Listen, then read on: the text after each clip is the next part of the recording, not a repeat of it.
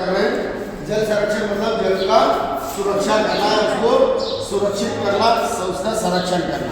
आज के समय में जल की जो कमी होती जा रही है ना, पूरे दुनिया में देश में जल की कमी होती जा रही है। किस कारण से कमी हो रही?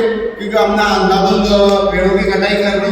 पेड़ों की कटाई करने के साथ हमको जहाँ 1 लोटा जल की आवश्यकता रहती है वहाँ हम नल चालू करके वो सारा जल बहा देते हैं। तो ये सारी चीज़ों को में जागरूकता लाने के लिए हमको जल का प्रति संरक्षण करना अति आवश्यक है। अगर हम जल का संरक्षण नहीं करेंगे तो आने वाले समय में जो हमारी पीढ़ी है उनको क्या होगा, जल मिलेगा ही नहीं। और मिलेगा भी तो एक जरा सी बोतल के लिए हमको 1000 रुपये खर्चा करना पड़ेगा। तो उसके लिए जल संरक्षण ज़्यादा जरूरी है। आजकल जो अपन देखते हैं गाड़ी धोने के लिए लोगों लगा देते पाइप और उससे करते।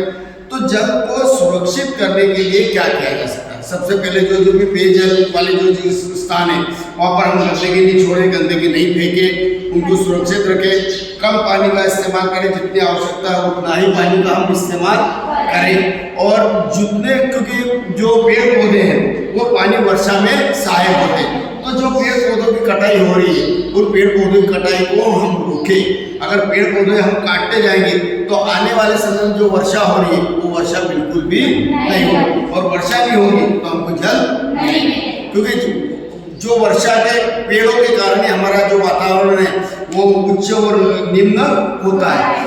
अगर गर्मी पड़ती है तो उसका कारण भी सबसे बड़ा है कि हमारे देश में जो पेड़ कटते जा रहे हैं और पेड़ों को हम नष्ट करते जा रहे हैं, उसके कारण हमारे पृथ्वी का जो है वो तापमान बढ़ रहा है।